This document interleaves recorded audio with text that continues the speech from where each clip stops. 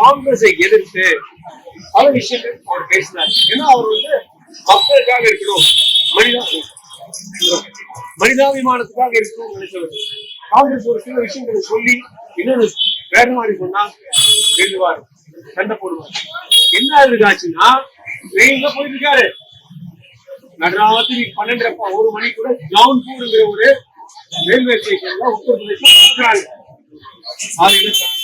லக்னோல போய் எல்லாரும் தலைவரி வயசு என்ன 51.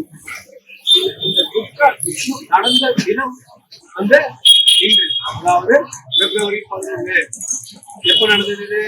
1968. ஆத்தா முகல் சாராய் என்கிற இடத்துல ஸ்டேஷனை தள்ளி அப்படியே கிடந்தாரு. நிறைய அடிச்சிருந்தாங்க. அவர் கையில ஒரு 5 ரூபாய் நோட்டை குடிச்சிட்டு இருந்தார். அப்பேற்பட்ட ஒரு கொடுமையான விஷயம். 5 ரூபாய்க்கோ 10 ரூபாய்க்கோ இப்பேற்பட்ட ஒரு தலைவரை அவங்க கொண்டிருந்தாலும் அது தப்பு. அவருடைய கொள்கைகளுக்காக காங்கிரஸ்க்கு எதிராக பேசுறதுனாலவும் இன்டெகிரல் ஹியூமனிசம் சொல்லி மக்கள் எல்லாரும் என்ன சொன்னார்? அவரு எல்லாரும் ஒன்னா இருக்கணும், ஜெயின்ஸ், கிறிஸ்டின், முஸ்லிம்ஸ், இந்துஸ் எல்லாரும் ஒன்னா இருக்கணும்னு சொல்றதுக்கு எப்படி காந்தியை போட்டாங்களோ அதே மாதிரி இவரையும் போட்டாங்க. அந்த இடம் பேரு முகல் சராய். இந்த முகல் சராய் அந்த ரயில்வே ஸ்டேஷன் பேரை மாற்றி தீனதயாள் உபாத்யாயா பேரை உருவாக்கும். நீங்க தீனதயாள் உபாத்யாயா முன்னாடி நிக்கிறீங்க பாத்தீங்களா? வேற இருந்து அவருடைய ஆசீர்வாதம் உங்களுக்கும் எனக்கும் நாம் எல்லாருக்கும் கிடைக்கும்.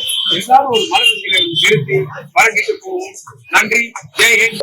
हम हमेशा बोलते हैं ईश्वर अल्लाह तेरे नाम, सबको समृद्धि दे भगवान। और आज जिस दिन है ना, इस दिन एक बड़ा हिंदुत्व लीडर का मौत दिन है, जिन्होंने हमेशा मंच पर बोल दिया, सबके लिए बोल दिया कि एक ही भगवान है।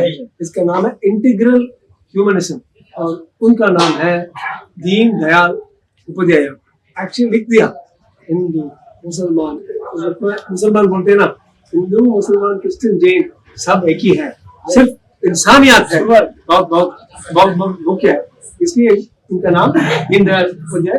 आज इनका इंटीग्रल ह्यूमनिज्म डे और आज हमको बहुत खुश है, इसलिए हमको सब ऐसे हमको दिखाएंगे ना, सबके इंसानियत और दिल सबके साथ, सबके ऊपर है दिल और प्यार, और उस प्यार अभी हम देखा अब सबके साथ। बहुत